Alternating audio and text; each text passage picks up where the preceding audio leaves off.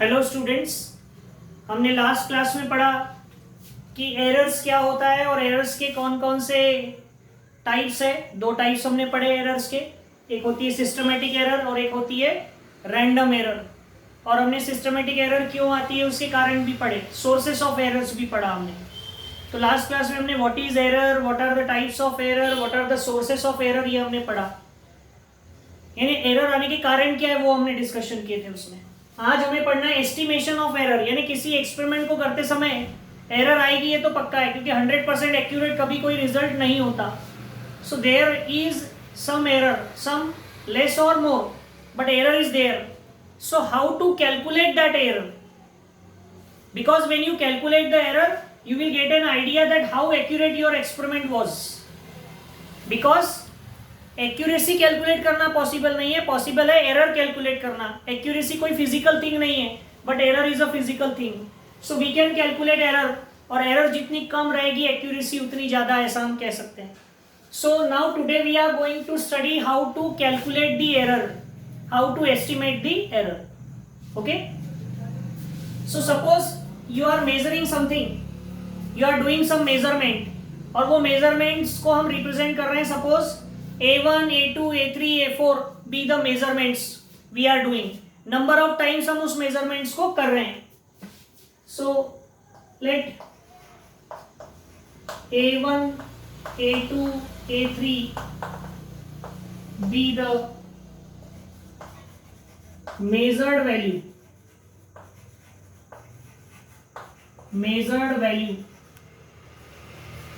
of a physical quantity.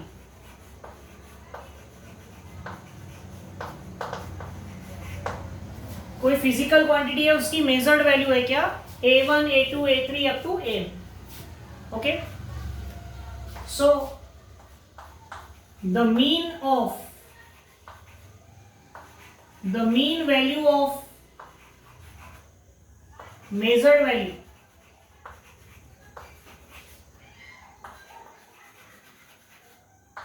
Is, हम mean value कैसे लेते हैं? A mean equals to A1 plus A2 plus up to An divide by n। जो n observations है उन सबका क्या लेंगे? मीन लेंगे। A1, A2, A3 up to An। Okay, it is called mean.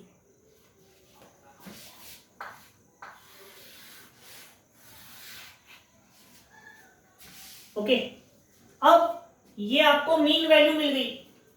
फिर इस मीन वैल्यू में से हम क्या करेंगे? हर एक इंडिविजुअल वैल्यू को माइनस करेंगे। यानी ए मीन में से A1 को माइनस करेंगे, ए मीन में से A2 को माइनस करेंगे। क्योंकि देखो ये जो ए मीन है ना, ये सबका एवरेज हमने निकाल लिया, तो इस वैल्यू को कहा जाता है most probable value. Most probable value. अब मोस्ट प्रोबेबल वैल्यू यानी क्या?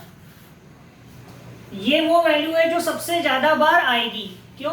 आप एक ही क्वांटिटी, एक ही चीज को बार बार गिन रहे हैं, एक ही क्वांटिटी को बार बार गिन रहे हैं और उनका मीन निकाल रहे हैं। तो जब आप उसका मीन निकालोगे ना, तो वो मीन वैल्यू ऐसी आएगी जो सबसे ज्यादा बार आई होगी। जैसे अगर आप एक ही चीज को गिन रहे हैं तो ऐसा तो नहीं होगा ना 5, 50, 500 आएगा। 5 आया, एक आध बार 4.9 हो सकता है, फिर 5 आएगा, 5.1 हो सकता है, 5 आएगा।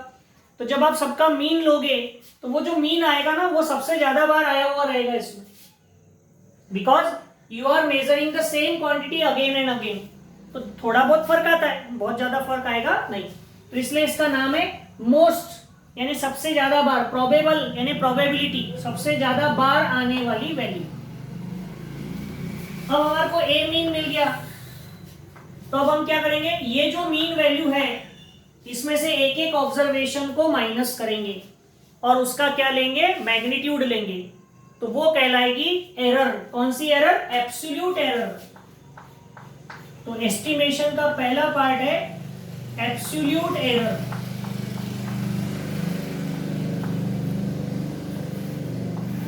क्या है? Absolute error. So what is absolute error? The difference, the magnitude of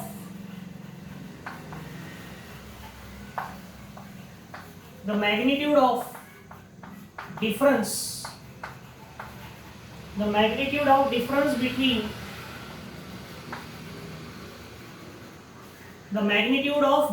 between mean value and individual values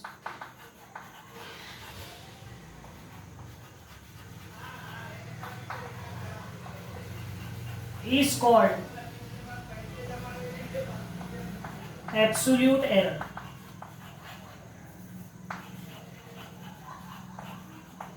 उसे हम क्या कहते हैं? Absolute error. यानी देखो,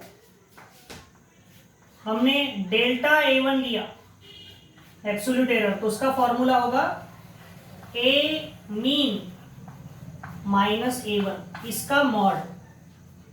अब अगर A1 बड़ा होगा A मीन छोटा होगा तो A1 माइनस A मीन कर लेना, क्योंकि मैग्नीट्यूड मॉड लगाने के बाद अगर A मीन छोटा भी है तो समझो 5 माइनस 5.1 भी किया तो 0.1 आएगा, माइनस आएगा, लेकिन मॉड होने के कारण वो पॉजिटिव हो जाएगा। तो डेल्टा A1 इसे हम क्या कहेंगे? Absolute error in A1। Delta A2 यानी क्या होगा? A mean minus A2। Delta A3 यानी क्या होगा? A मीन माइनस A3, और ऐसा चलता रहेगा। तो डेल्टा AN यानी क्या होगा? A mean minus AN। तो इस तरह से हम क्या फाइंड आउट कर सकते हैं? Absolute errors. ये क्या है? Absolute error in A1, absolute error in A2, absolute error in A3, ऐसे so on. So what is absolute error? It is the magnitude of the difference between the mean value and individual values। mean value और individual value के बीच का जो difference है, उसका जो magnitude होता है, उसको कौन सी error कहा जाता है? absolute error। ओके, फिर absolute error के बाद है mean absolute error।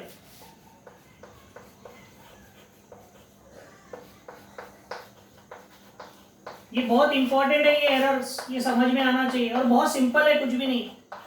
आपने एक ही ऑब्जर्वेशन को बार बार लिया, 5 बार लिया, 6 बार लिया, उनका मीन निकाला, उसको कहा मीन वैल्यू। मीन वैल्यू में से एक एक वैल्यू को माइनस करते गए और उसका मैग्नीट्यूड लेते गए, मॉड लेते गए। निगेटिव नहीं आना चाहिए, पॉजिटिव आना चाहिए, तो उसे कहा एब्सोल्यूट एरर। फिर ये जितनी एब्सोल्यूट एरर्स आई है, जितने ऑब्जर्वेशन है उतनी एब्सोल्यूट एरर्स आएगी, उनका क्या लेना? उनका भी मीन लेना। सो the mean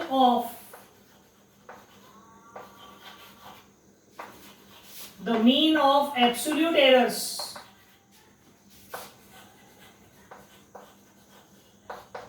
is called mean absolute error।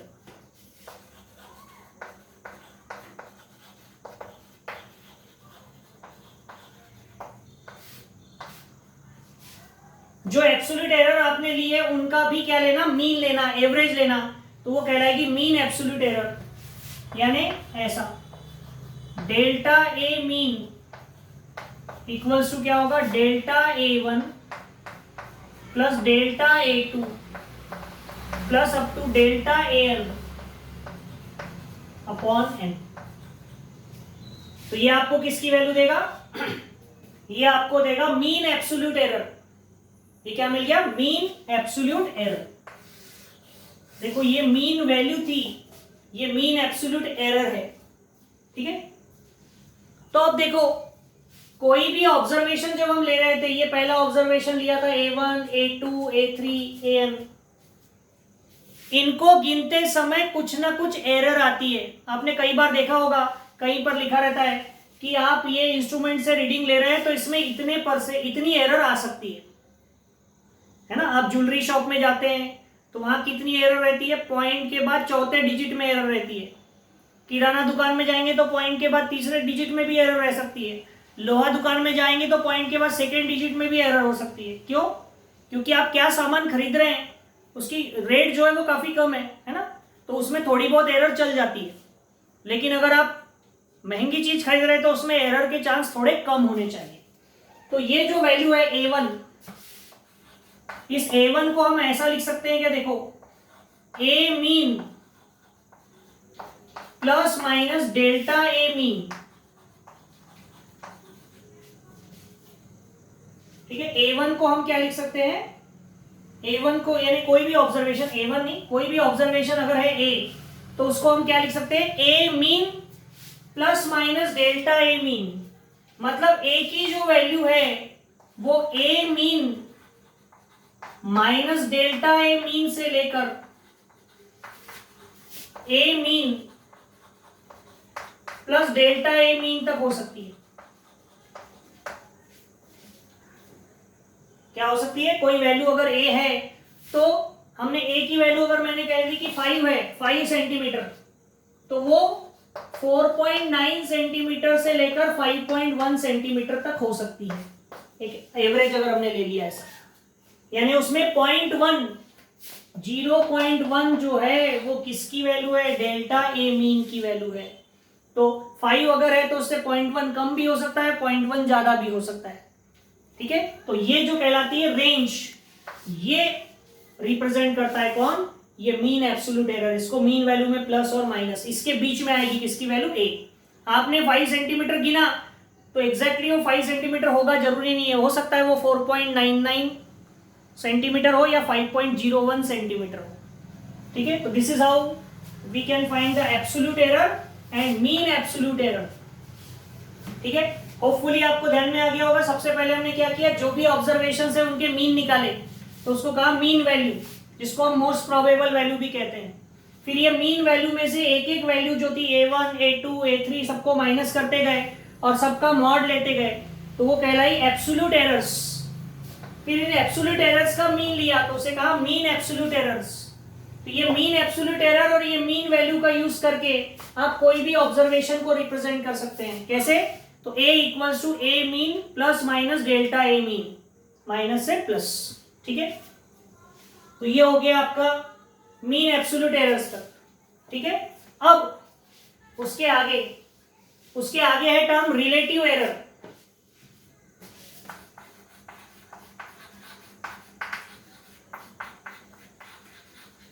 Next term है relative error. So relative error यानी क्या, ये जो हमको मिली है मीन एब्सोल्यूट एरर और ये जो हमको वैल्यू मिली है मीन वैल्यू, इन दोनों का ratio. So relative error is the ratio of mean absolute error and mean value. Delta A mean यानी mean absolute error and mean value, इन दोनों का रेशो है कौन, relative error. Relative error is the ratio of mean absolute error and mean value, okay. और उसके बाद एक लास्ट और टाइप ऑफ यानी एक और टर्म आता है परसेंटेज एरर, है ना। कभी कभी एग्जाम में क्वेश्चन पूछा जाता है what are the types of errors, तो हम लिख कर आते हैं absolute error, mean absolute error, relative error और परसेंटेज एरर। ये टाइप नहीं है, ये तो स्टेप्स है कैलकुलेट करने की एरर। टाइप्स तो वो है क्या, रैंडम एरर और सिस्टमेटिक एरर, ये टाइप नहीं है। सो परसेंटेज एरर यानी क्या, अगर आप रिलेटिव एरर को परसेंटेज में रिप्रेजेंट करें, आप रिलेटिव एरर को परसेंट में रिप्रेजेंट करें, तो वो कहलाती है percentage error. So percentage error यानी ये जो रिलेटिव एरर है ना, delta A mean upon A mean multiplied by 100, ऐसा अगर किया तो वो कहलाती है percentage error. It is called what, percentage error. तो इस तरह से हम एरर्स का एस्टिमेशन करते हैं यानी कैलकुलेशन करते हैं। क्या क्या किया, ध्यान में आ गया सबको। देखो हमने क्या किया, किसी ऑब्जर्वेशन को नंबर ऑफ टाइम्स ऑब्जर्व किया और उन सबका मीन यानी एवरेज निकाला, तो उसे कहा हमने मीन वैल्यू। ये मीन वैल्यू इन ऑब्जर्वेशन में सबसे ज्यादा बार आएगी, इसलिए इसको मोस्ट प्रोबेबल, मोस्ट यानी सबसे ज्यादा, प्रोबेबल यानी जिसका आने के चांस ज्यादा हो, बार बार आने वाला वैल्यू, मोस्ट प्रोबेबल वैल्यू क्या है उसको। इस मीन वैल्यू में से एक एक इंडिविजुअल वैल्यू को माइनस करते गए, ए मीन माइनस A1, ए मीन माइनस A2, ए मीन माइनस A3, और उसका मॉड लेते गए, तो ये कहलाएगी एब्सोल्यूट एरर। और हर एक ऑब्जर्वेशन के लिए आप एब्सोल्यूट एरर निकालेंगे, और ये जितनी एब्सोल्यूट एरर्स आई है इनका भी मीन निकाल लेना, वो कहलाएगा मीन एब्सोल्यूट एरर। तो आपके पास मीन वैल्यू है और मीन एब्सोल्यूट एरर है। कोई भी ऑब्जर्वेशन जो है ए, उसको आप ऐसे एक्सप्रेस कर सकते हैं, mean value plus mean absolute error plus minus, यानी माइनस से प्लस तक, ए मीन माइनस ए मीन प्लस एब्सोल्यूट एरर, ये रेंज होगी किसी भी वैल्यू ए की। ए अगर आप 5 सेंटीमीटर मेजर कर रहे हैं तो उसमें चांसेस है कि वो उससे कम भी हो सकता है और ज्यादा भी, लेकिन कितना कम और कितना ज्यादा होगा वो डिपेंड करता है कि वहां पर मीन एब्सोल्यूट एरर कितनी है। ठीक है, फिर उसके बाद ये जो दो वैल्यूज मिली है आपको, मीन एब्सोल्यूट एरर और मीन वैल्यू, इनका रेशो निकाला तो वो आपको देगा रिलेटिव एरर। और रिलेटिव एरर को अगर आपने परसेंटेज में कैलकुलेट किया, मल्टीप्लाइड बाय 100% कर दिया, so it become percentage error. Okay, तो इस तरह से हम एरर का एस्टिमेशन कर सकते हैं। ओके,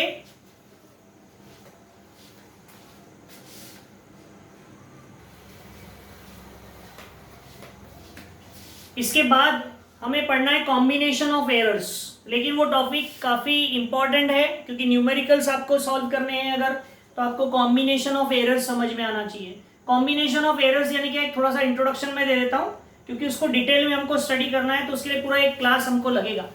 तो कॉम्बिनेशन ऑफ एरर्स यानी क्या होता है, देखो कभी भी आप कोई भी एक्सपेरिमेंट कर रहे हैं, है ना, जैसे आप एक्सपेरिमेंट कर रहे हैं ओम्स लॉ का, तो आर का फॉर्मूला होता है V/I, लेकिन आप एक्सपेरिमेंट में आर थोड़ी ना गिनते हैं। आपने 10th में ये एक्सपेरिमेंट किया है, आप पोटेंशियल डिफरेंस गिनते हैं और आप करंट गिनते हैं। आप 2 मीटर लगा कर रखते हैं, वहां एक वोल्ट मीटर लगा हुआ रहता है पैरेलल में, और सीरीज में लगा रहता है करंट मीटर, एमीटर। आप इसकी रीडिंग नोट डाउन करते हैं और इसकी रीडिंग नोट डाउन करते हैं, तो आप V की रीडिंग नोट डाउन कर रहे हैं और I की रीडिंग नोट डाउन कर रहे हैं, और रीडिंग लेते समय एरर आएगी। क्यों? या तो इंस्ट्रूमेंट की एरर हो सकती है, आपकी एरर हो सकती है, या गलत मेथड हो सकती है, या फिर रैंडम एरर हो सकती है, कारण कुछ भी हो लेकिन एरर जरूर होगी। तो V में भी एरर होगी और I में भी एरर होगी, दोनों में एरर आने के चांस है। तो V में एरर आ गई, I में एरर आ गई, और इन दोनों का रेशियो यानी रेजिस्टेंस होता है, तो रेजिस्टेंस में एरर आएगी कि नहीं आएगी? नहीं तो आप बोलेंगे सर देखो V में एरर आई, I में एरर आई, दोनों की एरर कट गई, ऐसा नहीं होता है ना। सो V में एरर है, I में एरर है, सो डेफिनेटली R में भी एरर होगी। सो ये क्या हो गई, कंबाइन हो जाएगी, V की एरर और I की एरर दोनों कंबाइन होकर किस में जाएगी, R में। तो कोई भी फॉर्मूला जो होता है उसमें 4 पॉसिबिलिटी है, उसमें सम हो सकता है 2 टर्म का, डिफरेंस हो सकता है, यहां पर न सम है ना डिफरेंस है, प्रोडक्ट हो सकता है 2 टर्म्स का, डिवीजन हो सकता है जैसे कि यहां डिवीजन था V और I का, या पावर में हो सकता है कुछ टर्म। तो ये 5 पॉसिबिलिटी है किसी भी फॉर्मूले में, और अगर इंडिविजुअल क्वांटिटी में एरर आ रही है तो उनके सम में भी एरर आएगी, 2 इंडिविजुअल क्वांटिटी में एरर आ रही है तो उनके डिफरेंस में एरर आएगी, 2 इंडिविजुअल क्वांटिटी में एरर आ रही है तो उनके प्रोडक्ट में एरर आएगी, 2 इंडिविजुअल क्वांटिटी में एरर आ रही है तो उनके डिवीजन में एरर आएगी, और किसी क्वांटिटी में अगर एरर आ रही है और उसका पावर है मान लो x³ है, x में अगर एरर आ गई तो x³ में भी एरर आएगी। ठीक है, तो ये जो है इसे कहते हैं कॉम्बिनेशन ऑफ एरर्स। ठीक है, तो ये कॉम्बिनेशन ऑफ एरर्स क्या होता है, चारों केस में, 5 केस में, सम में, डिफरेंस में, प्रोडक्ट में, डिवीजन में, पावर में, ये हमको डिटेल स्टडी करना है क्योंकि इस पर न्यूमेरिकल्स पूछे जाते हैं, 11 की एग्जाम में पूछते हैं, और जो कॉम्पिटिटिव एग्जाम्स होती है ना, CET होता है, JEE होता है, उन सभी एग्जाम्स में ये चैप्टर यूनिट एंड मेजरमेंट होता है, और उसमें खासकर ये कॉम्बिनेशन ऑफ एरर्स पर क्वेश्चन पूछे जाते हैं, तो हमको ये अच्छे से करना है। सो वो डिटेल में हमको पढ़ना है, तो will discuss that in our next class. Okay, एक बार आप उसको टेक्स्ट बुक से पढ़ेंगे।